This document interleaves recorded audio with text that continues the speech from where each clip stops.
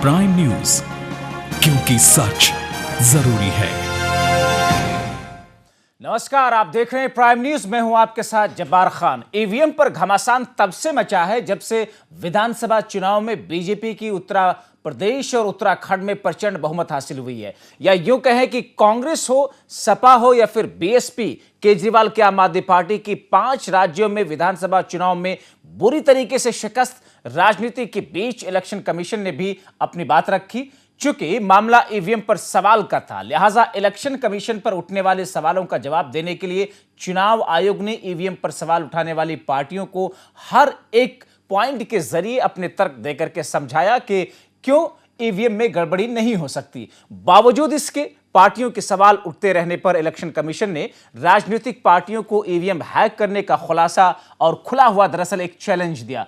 इन सबके बीच में राजनीतिक पार्टियों ने कोर्ट का भी रुख किया। बीएसपी और आप जहां पर सुप्रीम कोर्ट पहुंची, वहीं कांग्रेस के नेता नवप्रभात ने नैनीताल हाईकोर्ट का दरवाजा खटखटाया। हरीश रावत सरकार में परिवहन मंत्री रहे नवप्रभात की याचिका पर सुनवाई करते हुए कोर्ट ने आज हरिद्वार ग्रामीण सीट समेत 6 विधानसभा क्षेत्रों की ईवीएम सील करने के आदेश दिए हैं। कोर्ट के बड़े आदेश के बाद जहां कांग्रेस उत्साहित है, वहीं पर ईवीएम पर कांग्रेस के सवालों को बीजेपी कांग्रेस की बौखलाहट बता रही है। ऐसे में सूबे में राजनीतिक बवाल पर दरअसल आज हम ये समझने की कोशिश करेंगे कि क्या है ये पूरा मामला। अब जबकि कोर्ट का ये फैसला आया है कि 6 विधानसभा सीटों की ईवीएम को सील किया जाए, उस पर आगे कोर्ट कार्रवाई करेगी। क्या कुछ इसके मायने हो सकते हैं, इस पर हम चर्चा करेंगे। 2 खास मेहमान बीजेपी से भी और कांग्रेस पार्टी से भी हमारे साथ इस चर्चा में जुड़ेंगे, लेकिन उससे पहले आप ये रिपोर्ट देखिए, पूरे मामले को समझिए, उसके बाद से डिबेट पे आते हैं।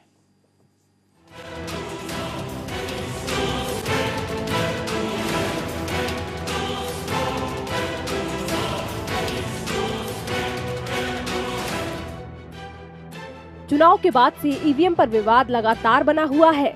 ये विवाद और भी ज्यादा तब बढ़ गया जब नैनीताल हाईकोर्ट ने इस मामले में हरिद्वार ग्रामीण समेत 6 विधानसभाओं की ईवीएम को सीज करने के आदेश दिए। कोर्ट के आदेश के बाद एक बार फिर बीजेपी और कांग्रेस आमने सामने है। हालांकि बीजेपी कोर्ट के आदेश का सम्मान करने की बात तो कह रही है, लेकिन ईवीएम पर उठ रहे सवालों को निराधार बता रही है। बीजेपी प्रदेश अध्यक्ष अजय भट्ट ने कहा कि इस मामले में पहले ही सवाल उठाने वाली पार्टियों का चुनाव आयोग मुंह बंद कर चुका है। अजय भट्ट ने ईवीएम पर सवाल उठाने वाली पार्टियों को इलेक्शन कमीशन के चैलेंज को एक्सेप्ट करने की चेतावनी भी दी। कांग्रेस ने 10 सालों तक राज किया, ईवीएम सही है। मनमोहन सिंह जी रहे। अभी पंजाब में कांग्रेस जीती तो ईवीएम सही है। ममता दीदी जीती हैं तो ईवीएम सही है। नीतीश कुमार जी बिहार में जीते हैं तो ईवीएम सही है। पिछली बार दिल्ली में सरकार बन गई आप पार्टी की, केजरीवाल जी का ईवीएम सही था। मोदी जी के नेतृत्व में आज भारतीय जनता पार्टी का विजय रथ बड़ी तेजी से जा रहा है तो ईवीएम खराब हो गई। अब माननीय न्यायालयों ने, मैं उन पर कोई टिप्पणी नहीं कर सकता हूं, उन्होंने बहुत अच्छी बात करी है कि वो जल्दी से याचिकाएं स्वीकार कर ले रहे हैं। पहले से याचिका स्वीकार करने में 1-1 साल का समय लग जाता था। अब माननीय न्यायालयों का मैं बहुत ही विनम्रता पूर्वक उनकी सदाशयता के लिए धन्यवाद भी देता हूं कि वो तुरंत कर रहे हैं। आज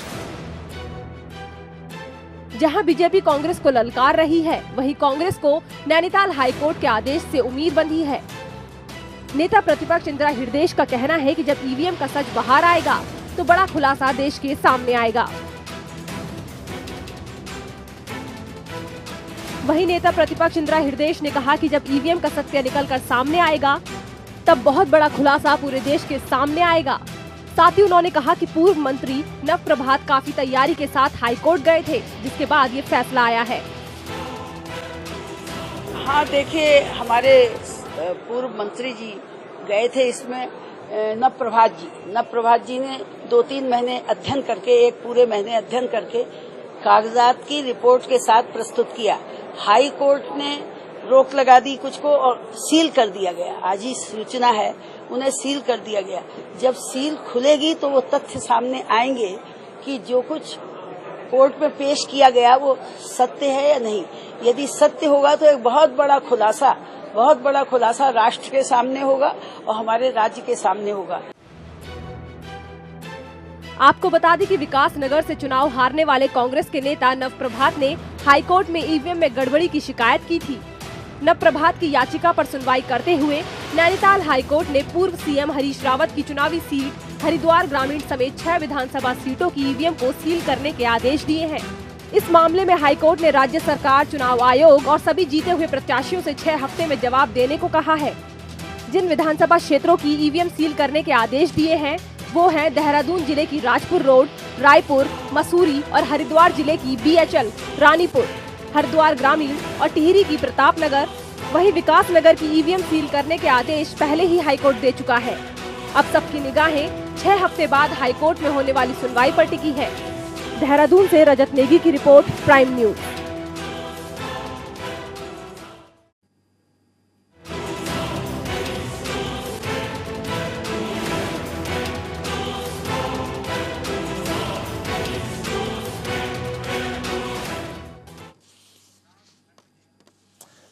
तो 5 राज्यों की विधानसभा चुनाव के खत्म होने के बाद बीते करीब 1.5 महीनों के भीतर जिस तरीके से विपक्षी पार्टियां हैरान और परेशान थीं, अब जबकि नैनीताल हाईकोर्ट ने अपने इस फैसले में 6 विधानसभा के ईवीएम को सीज करने का फैसला लिया है। जाहिर तौर पर विपक्षी दलों या उन लोगों के लिए जो कि सेटिस्फाई नहीं थी ईवीएम के जरिए चुनाव किए जाने और उसके फैसले को, उसके नतीजों को लेकर के कहीं ना कहीं एक उम्मीद की किरण उनमें जरूर जागी है। इसी पर चर्चा करेंगे। हमारे साथ उत्तराखंड से बीजेपी के और कांग्रेस के दोनों पार्टियों के नेता और प्रवक्ता इस वक्त इस चर्चा में शामिल हो रहे हैं।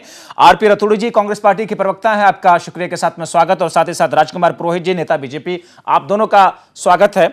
आरपी रतूड़ी जी, अब जबकि नैनीताल हाईकोर्ट का यह फैसला 6 विधानसभा की सीटों के ईवीएम को सीज करने का, क्या कांग्रेस पार्टी की खिसकी हुई जमीन वापस लाने के लिए, जनता के बीच में दोबारा से विश्वास पैदा करने के लिए इस फैसले को एक उम्मीद के किरण के तौर पर देख रही है कांग्रेस पार्टी? निश्चित तौर पर जब्बार भाई, हम ये कह रहे हैं, पहले तो ये खिसकी नहीं है। हमारा मत प्रतिशत बिल्कुल 33.1% है। 1.1% से निश्चित तौर पर हम सीटें कम लाए हैं, लेकिन मत प्रतिशत हमारा नहीं घटा। दूसरा हमारा ये कहना है कि जो हम संदेह व्यक्त कर रहे थे कि ये ईवीएम का कमाल है, और उसका कारण सीधा पुख्ता भी है, क्योंकि भारतीय जनता पार्टी के लोग नैनीताल उत्तर प्रदेश हो चाहे उत्तराखंड हो। जी रतूड़ी जी, नैनीताल हाईकोर्ट के द्वारा दिए गए इस फैसले का मतलब ये तो नहीं कि आपके संदेह पर मुहर लगा दिया है हाईकोर्ट ने। उन्होंने ये कहा कि सीज किया जाए, इस पर आगे कार्रवाई होगी। जी जब्बार साहब, आप जानते हैं कि माननीय उच्च न्यायालय बिना वजह के कभी रिट को स्वीकार नहीं करते।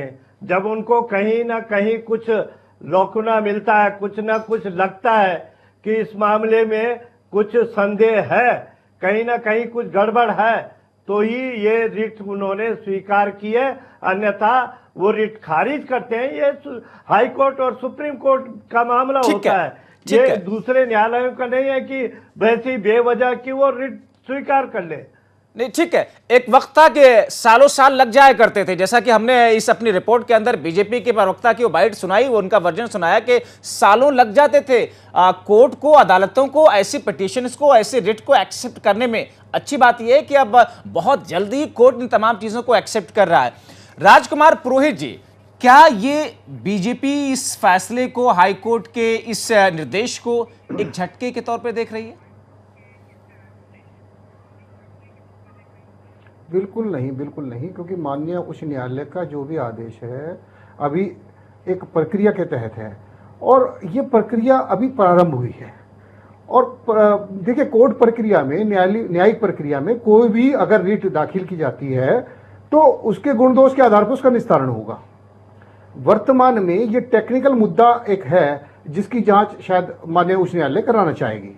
रही बात कांग्रेस की, अभी मैंने कांग्रेस अपने जो नेता प्रतिपक्ष हैं इंदिरा हृदयेश जी, आपका मैं बयान सुन रहा था कि 2-3 महीने से जो है, हाँ इंदिरा हृदयेश जी, नव प्रभात जी 2-3 महीने से इस पे काम कर रहे थे। वो तो इनको क्या चुनाव से पहले पता था कि ऐसा होने वाला है, ईवीएम की गड़बड़ी हो जाएगी, ये इस पे अध्ययन कर रहे थे, इन्होंने इस पे कोई टेक्निकली अपना कोई वो एक रिपोर्ट तैयार कर ली।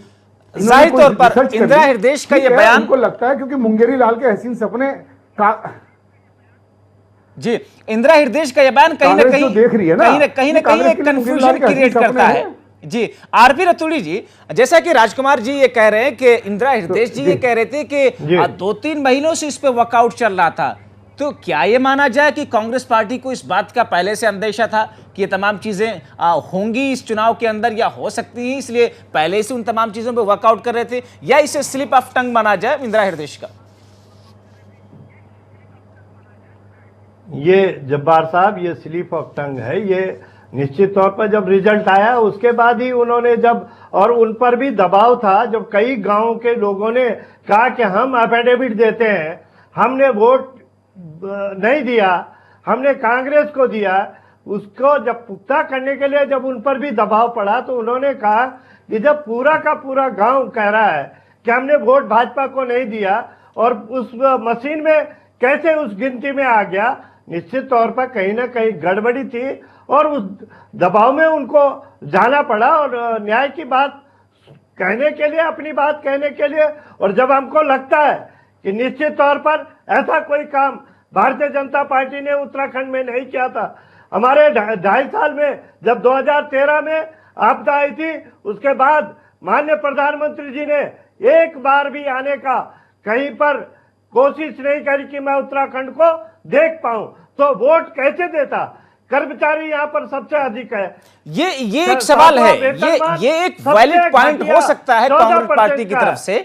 जाहिर तौर पर आरपी रतूड़ी जी, ये एक वैलिड पॉइंट हो सकता है। कह रहा हूं जी, राजकुमार पुरोहित जी, दरअसल कंफ्यूजन इस तरीके से है कि प्रदेश के अंदर बीजेपी की लहर नहीं थी, प्रदेश के अंदर कोई बीजेपी ने या केंद्र सरकार ने कुछ ऐसा कार्य नहीं किया था जिसके बुनियाद पर प्रदेश की जनता वापस से बीजेपी के पास में वापस जाए और उनको वोट करे, इसलिए कहीं ना कहीं ये ईवीएम का इश्यू सामने उठ करके आ रहा है।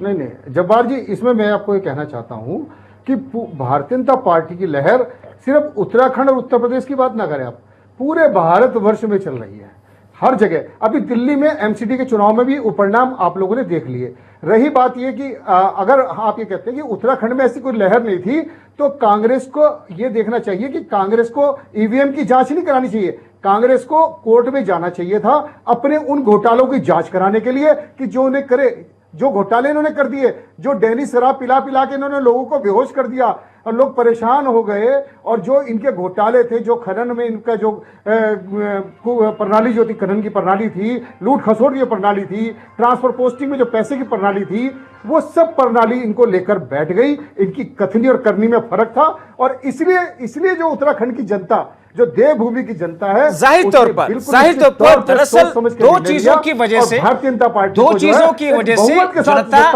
जनता लोकतंत्र में दो चीजों की वजह से जनता वोट करती है, या तो सत्ता पक्ष के लिए उनके सत्ता पक्ष के प्रति उनका मोह भंग हो चुका होता है, या फिर वो बदलाव चाहते हैं जिसकी वजह से सामने कोई भी हो सत्ता पक्ष को उखाड़ फेंकना होता है। इसलिए, और इसके कई सारे नजीरे हैं, कई सारे मिसालें हैं। इंदिरा गांधी के वक्त में जनता पार्टी आती है, पूरा देश के अंदर एक लहर बनती है, जाहिर तौर पर एक मोह भंग जरूर हुआ उस वक्त में। आम आदमी पार्टी दिल्ली में जिस तरीके से आई, कांग्रेस के खिलाफ एक गुस्सा था, जनता के प्रति, लोगों में सरकार के प्रति एक अविश्वास की भावना हो रही थी। तो आरपी रतूड़ी जी, क्यों ना माना जाए इस चीज को कि अगर बीजेपी की केंद्र सरकार ने अगर उत्तराखंड के लिए कोई बड़ा काम नहीं किया, लेकिन उत्तराखंड की कांग्रेस सरकार ने भी उत्तराखंड के लिए काम नहीं किया साहब, इसलिए नतीजे ऐसे आए। मैं जब्बार साहब, सबसे पहले तो ये कहना चाहता हूं कि माननीय हरीश रावत जी के कार्यकाल में, कांग्रेस के कार्यकाल में जितना इस राज्य का इंफ्रास्ट्रक्चर डेवलप हुआ, ये हमारे 2013 की आपदा आई थी। मैं पूछना चाहता हूं अपने के भाजपा के साथियों से कि आपने क्या मदद की? यूपीए सरकार ने तो 7,500 करोड़ स्वीकृत किया था, पर आपने बदले की भावना से केवल जो 2,500 करोड़ हमको स्वीकृत हुआ था, 2,200 करोड़ केवल वो निर्गत हुआ। उसके बाद आपने वो रोक लगा दी।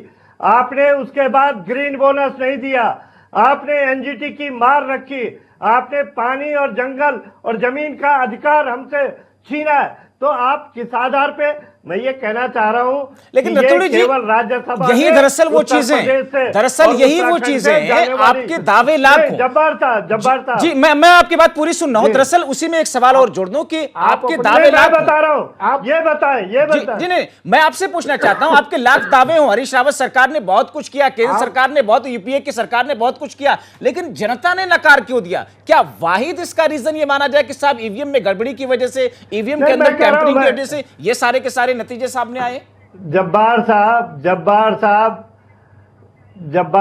जब हम कह रहे हैं कि जनता ने नहीं नकारा, इसीलिए हमको कोर्ट की शरण लेनी पड़ रही है, अन्यथा हमको कोर्ट में जाने की क्या जरूरत थी? हमको महसूस हो रहा हमने काम ज्यादा किए हैं, लेकिन इसके बाद भी इन्होंने जो ईवीएम मशीन में, और ईवीएम मशीन का नाम तो अब ये हो गया एवरी वोट टू मोदी। अब ये नहीं हो गया कि ये ईवीएम जो है लोकतंत्र की मशीन हो गई। ये केवल राज्यसभा में उत्तर प्रदेश से और उत्तराखंड से जाने वाली इन्हें राज्यसभा दिख रही, इसलिए ये हेरा फेरी का काम किया है। निश्चित तौर जब न्यायालय में, तो मेरे मित्रों को, मेरे भाजपा के मित्रों को इसमें कोई तकलीफ नहीं होनी चाहिए। न्यायालय का जो भी निर्णय आएगा उसमें साफ हो जाएगा, साफ हो जाएगा। लेकिन हम ये कह रहे हैं कि जो हमारा संदेह था वो पुख्ता हुआ। मैं ये कह रहा हूं कि ये सरासर रतूड़ी जी देवभूमि के उन वोटरों का अपमान कर रहे हैं जिन्होंने निष्पक्ष भाव से, अगर आप कहते हैं कि एवरी वोट टू मोदी, तो आपने उनकी भावनाओं को आहत किया है। हमने ईवीएम का मतलब कहा, पुरोहित साहब, ईवीएम का मतलब आप देखिए, जनता ने वोट दिया है, जनता ने बटन दबाया है, जो आपने चिप डाली है। नहीं, राजकुमार पुरोहित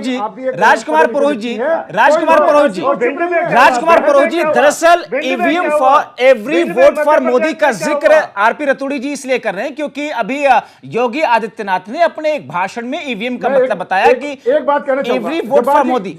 एक मिनट खुद भी कहा जब्बार जी, एक मिनट, मैं एक बात कहना चाहूंगा। जिस समय चुनाव हुए उत्तराखंड में, और जो ईवीएम मशीन थी उस समय यहां पर राज्य में कांग्रेस की सरकार थी, और जितनी भी मशीनें थी, जितनी मशीनरी थी, वो सब राज्य सरकार के अधीन थी। और जो है आप चुनाव आयोग यहाँ पे था, आपकी निगरानी थी, आप देख रहे थे वहां पे। अगर कोई गड़बड़ थी तो आपको तभी बताना चाहिए। केंद्रीय अगर ऐसा होता तो क्यों हेलीकॉप्टर उत्तराखंड के मुख्यमंत्री का चेक हो रहा, क्यों गाड़ी चेक हो रही है उत्तराखंड के मुख्यमंत्री की? बाहर से आने वाले किसी एक नेता की, इससे संदेह हो रहा है हमको कि हमारे मुख्यमंत्री जो उत्तराखंड के थे उनका हेलीकॉप्टर, उनकी गाड़ी चेक हो रही, लेकिन जो बाहर से आने वाले मुख्यमंत्री थे, बाहर से आने वाले नेता थे, उनकी नहीं हुई, क्योंकि पर्यवेक्षक भी केंद्र सरकार के थे। इसलिए हमारा संदेह है। आरोप बड़ा लगा रहे हैं आरपी रतूड़ी जी, राजकुमार पुरोहित जी, जिन बातों का जिक्र, जिन आरोपों को बीजेपी के ऊपर आरपी रतूड़ी लगा रहे हैं, कहीं न कहीं गंभीर आरोप है। ये बात कितनी सच है, कितनी ज्यादा है, आप उसका जवाब देना चाहेंगे? जिन बातों का जिक्र, कोई आरोप नहीं है, ये नहीं, खिसियानी बिल्ली खंबा नोचे। रतूड़ी जी जो भी बात कह रहे हैं वो इस समय बौखलाहट में हैं। अभी ये लोग कोमो में हैं, कोमो में है कांग्रेस के लोग कि कैसे ये लोग हो गए कि हमने कौन सा हेलीकॉप्टर जनता को आप लोग निर्दय से लूटेंगे, उनको नोच खसोट लेंगे और उनके अधिकारों का हनन कर देंगे, उनके पैसों को आप लेकर अय्याशी करेंगे, दारू मुर्गे खाएंगे, घूमेंगे फिरेंगे, हैं, और आप अपनी मनमर्जी से आप अपनी मनमर्जी से खनन कराना चाहते हैं। आप एसडीएम चला देते हैं।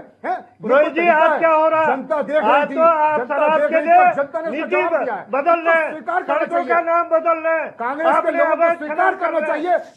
जाहिर तौर पर ये एक फैक्ट है। आप दोनों लोगों से मैं कहना चाहूंगा कि जिस तरीके से जीत का जश्न मनाया जाता है, जीत को एक्सेप्ट किया जाता है, उसी तरीके से हार को भी एक्सेप्ट करना चाहिए, खुले दिल से, बड़े दिल से, और इसकी हार की समीक्षा होनी चाहिए, स्वीकार करना चाहिए, लेकिन कांग्रेस को अपनी गलतियों को मानना चाहिए। ठीक है लेकिन राजकुमार पुरोहित जी, एक सवाल ये उठ रहा है विपक्षी पार्टियों की तरफ से, और जैसा कि आरपी रतूड़ी जी ने अभी कहा कि बहुत सारे इलाकों में वोटर्स ने कहा कि साहब हमने वोट कांग्रेस पार्टी को दिया है, इस बात को लेकर के हम एफिडेविट दाखिल कर सकते हैं, लेकिन फिर भी वहां से बीजेपी जीत करके आ रही है। दरअसल इन तमाम चीजों के बीच में जब ऐसे सवाल उठते हैं तो फिर कंफ्यूजन क्रिएट होता है। ऐसे में पुरोहित जी क्या कहना चाहेंगे? अगर जब्बार जी, यदि आप देखिए कि भारतीय जनता पार्टी के प्रदेश अध्यक्ष माननीय अजय भट्ट जी चुनाव हारे हैं। यदि ईवीएम में कोई गड़बड़ी होती तो वो भी चुनाव क्यों हारते, वो भी जीत के आ सकते थे। बाकी फिर ये जो 13-14 सीटें बची थी उनको भी हम लोग अपने में ईवीएम की गड़बड़ी से मिला सकते थे ना। समझदार आदमी समझदार, बेईमान भी बेईमानी ऐसा नहीं समझदारी से करता है, क्योंकि उसे मालूम था। यानी कि आरपी रतूड़ी साहब, आप ये कह रहे हैं कि बीजेपी ने अगर टेम्परिंग करवाई है ईवीएम के अंदर तो फिर अजय भट्ट को जबरदस्ती जानबूझकर के हरवाया ताकि एक बैलेंसिंग चीज दिखे कि साहब नहीं नेचुरल तरीके से वोट पड़ी, ये कहना चाह रहे हैं? बिल्कुल बिल्कुल क्योंकि इनको मालूम था कि संदेह भी ना हो और ये काम भी कर ले हम। नहीं, इनका कल्चर है देखिए, माननीय हरीश रावत जी तत्कालीन मुख्यमंत्री जी द्वारा अपनी पार्टी में जितने भी उनको लगते थे कि मेरे प्रतिद्वंदी है या कोई सशक्त व्यक्ति है, वो उसको पार्टी से बाहर का रास्ता दिखाने के लिए पूरे प्रयास करते रहे और अपनी मनमानी करते रहे। क्यों उस समय इनकी पार्टी में टूट हो गई?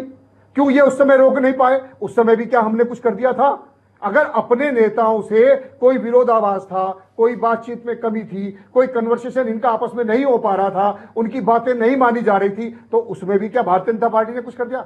लेकिन इनकी मानसिकता है कि कुछ भी हो जाए, ये 700 करोड़। लेकिन आरपी रतूड़ी साहब 700 करोड़ का, ठीक है आरपी रतूड़ी साहब, एक बहुत ही साफ सवाल है, वो ये कि अगर ईवीएम पर जिस तरीके से नैनीताल हाईकोर्ट ने निर्देश दिए आगे सुनवाई होती, ईवीएम में टेम्परिंग नहीं पाएगी, तो फिर कांग्रेस पार्टी के लिए क्या रीजन होगा इस हार को पचाने के लिए, या इस हार की समीक्षा करने के लिए, या समीक्षा में क्या कुछ निकलेगा? क्योंकि आप लोग सिर्फ एक ही बात कह रहे हैं कि साहब ईवीएम की वजह से हम लोग आ रहे हैं, और ईवीएम अगर सही पाई जाती है तो फिर वजह क्या होगा? कांग्रेस सभी लोग पार्टी छोड़ के संन्यास ले लेंगे।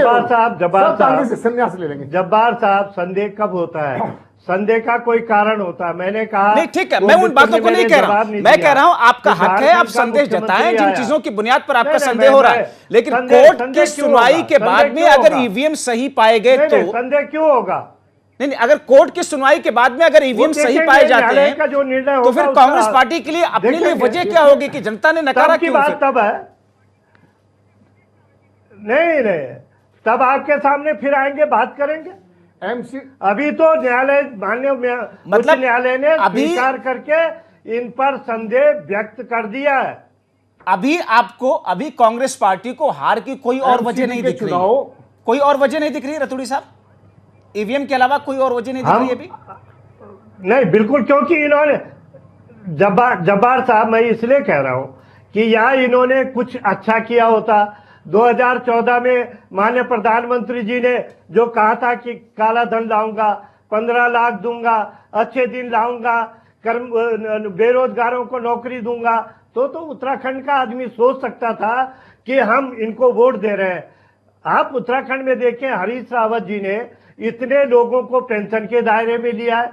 उत्तराखंडियत जो 16 साल में पहली बार अगर कहीं उत्तराखंडियत नजर आई, झंगोरा मंडुआ की बात हुई, गाड़ गधेरे की बात हुई, पहली बार हरीश रावत ने की, तो क्या इसलिए चुनाव हार? लेकिन ऐसे कैसे कह सकते हैं आरपी रतूड़ी साहब? केंद्र की सरकार ने केंद्र की दरअसल इस विधानसभा चुनाव में इस 5 राज्यों के विधानसभा चुनाव में आरपी रतूड़ी साहब, कांग्रेस पार्टी की प्रवक्ता भी चिल्लाकर इस बात को कहते थे कि केंद्र की सरकार के कामकाज की समीक्षा भी होगी और उस समीक्षा की बुनियाद पर प्रदेश की जनता वोट करेगी, चाहे उत्तर प्रदेश हो, उत्तराखंड हो या दूसरे राज्य में हो। तो क्यों ना यह माना जाए कि केंद्र की सरकार के कामकाज की समीक्षा भी किया, प्रदेश की जनता ने उसकी बुनियाद पर वोट भी किया, लेकिन अब नतीजे अगर फेवर में नहीं आए तो समीक्षा तो नहीं। आप जब्बार साहब, समीक्षा तो जनता ने की है, 5 पर इनको दिखाना था जानबूझ करके, क्योंकि इनको मालूम था हमने किया कुछ नहीं, इसलिए इन 2 राज्यों में कम से कम अपनी प्रतिष्ठा बचाने के लिए। नहीं तो 5 राज्यों में भी आप देखें, 2 राज्यों में भी इन्होंने लोकतंत्र की हत्या की, गोवा में और मणिपुर में। ये तानाशाही रवैये में आ चुके हैं। लोकतंत्र की हत्या कैसे होगी रतूड़ी साहब? कांग्रेस पार्टी ने या कांग्रेस पार्टी की आला क़यादत ने तो दिलचस्पी नहीं दिखाई वहां पर सरकार बनाने के लिए, कोई भागदौड़ ही नहीं की, कोई दिलचस्पी ही नहीं दिखाई। चाहे गोवा का आप जिक्र कर रहे हैं, मणिपुर का आप जिक्र कर रहे हैं, दोनों जगहों पर भागदौड़ ही नहीं किया। पहले नहीं, इस बात को आप मानते हैं? जब्बार साहब, 2 महीने पहले इसीलिए इन्होंने अपने राज्यपालों को भेज दिया था कि आपको इस तरह करना है, ये गड़बड़ करनी है। नहीं, रतूड़ी साहब, तो ठीक है, अगर इसी चीज को समझे, हमने ठीक कुछ किया नहीं। ठीक है रतूड़ी साहब, अगर इसी चीज को समझे प्रदेश की जनता, देश की जनता ये समझे, और फिर क्योंकि इसके बाद में कांग्रेस पार्टी के अंदर से ये आवाज उठने लगी थी कि साहब हमारी जो आला क़यादत है उनकी तरफ से दिलचस्पी नहीं दिखाएगी मणिपुर के अंदर सरकार बनाने को लेकर के, गोवा के अंदर सरकार बनाने को लेकर के, और बीजेपी छोटी पार्टी कांग्रेस के मुकाबले उस वक्त होती हुई भी बीजेपी ने सरकार बना लिया। तो ये तो कांग्रेस पार्टी की उस आला क़यादत की कमी थी। वहां भी ईवीएम से चुनाव हुए हैं। आप कमी मानते हैं या नहीं मानते हैं? ये मैंने कहा नहीं कि जब गवर्नर इन्होंने स्पेशली, नहीं कोई कमी नहीं थी। गवर्नर ने जानबूझ करके भाजपा के दबाव में ये सारा काम किया। नहीं तो कांग्रेस पार्टी ने क्या कोई मुलाकात की राज्यसभा मणिपुर में, गोवा के अंदर तो कोई मुलाकात भी नहीं किया राज्यपाल से कि साहब हमें गवर्नमेंट बनाने का मौका दिया जाए? नहीं, दावा मुलाकात की उन्होंने आमंत्रित ही नहीं करा, फिर मुलाकात की, पर उन्होंने बड़े दल को आमंत्रित नहीं किया। ऐसा नहीं है, देखिए कांग्रेस की जो, लेकिन उससे पहले भी कई बार कांग्रेस पार्टी की सरकारों में वैसे नजीरे हैं, उससे पहले भी हो चुकी है कि छोटी पार्टी को कांग्रेस पार्टी की सरकार, जिस वक्त कांग्रेस पार्टी हुआ करती थी उस बीच में भी दूसरी छोटी पार्टी को बुलाया गया सरकार बनाने के लिए और बड़ी पार्टी को रिजेक्ट किया गया। तो ये चीजें हैं, ऐसा होता है, कई बार होता है। और अगर इस बीच में देखा गया तो कांग्रेस पार्टी के कई सारे लीडरों ने खुद इस बात को कहा, मणिशंकर अय्यर जैसे दूसरे कुछ लोगों ने कहा कि साहब एक बार समीक्षा होनी चाहिए, कांग्रेस पार्टी की सर्जरी होनी चाहिए। लेकिन चूंकि वक्त बिल्कुल खत्म हो रहा है, एक लाइन में आप दोनों लोगों से मैं एक संक्षेप में जवाब, कंक्लूडिंग रिमार्क चाहूंगा। आरपी रतूड़ी साहब, कितनी उम्मीद है 6 हफ्तों के बाद में ये सुनवाई शुरू होगी जल्दी से? निश्चित तौर पर जब्बार साहब, बिल्कुल हमें पूरी आशा है कि ये सच निकल के आएगा, सच निकलेगा और भाजपा, ठीक है। राजकुमार पुरोहित जी, सच्चाई की जीत होगी। राजकुमार पुरोहित जी, बिल्कुल देखिए, न्यायालय में जो न्यायिक प्रक्रिया है वो अपने हिसाब से चलेगी, और मैं आपको पूर्ण विश्वास दिलाना चाहता हूं कि उत्तराखंड की जनता ने पूर्ण रूप से भारतीय जनता पार्टी को बहुमत दिया था, और वो जो है, चूंकि वक्त बिल्कुल खत्म हो रहा है, राजकुमार पुरोहित जी, आरपी रतूड़ी जी, आप दोनों लोगों ने वक्त निकाला, प्राइम न्यूज के इस पैनल पे आए, अपनी बातें रखी, बहुत शुक्रिया। उत्तराखंड की नैनीताल के हाई कोर्ट ने यह फैसला दिया है कि 6 विधानसभा सीटों के ईवीएम को सीज किया जाए। 6 हफ्ते के बाद में कार्रवाई उस पर शुरू होगी, सुनवाई अदालत के अंदर। बहुत दिलचस्प होगा देखना कि क्या कुछ होता है, क्योंकि ईवीएम का मुद्दा सिर्फ उत्तराखंड के नहीं बल्कि पूरे देश में इस वक्त गरमाया हुआ है। फिलहाल अभी के लिए इस चर्चा में इतना ही, लेकिन देश प्रदेश की खबरों के लिए आप बने रहिए प्राइम न्यूज के साथ।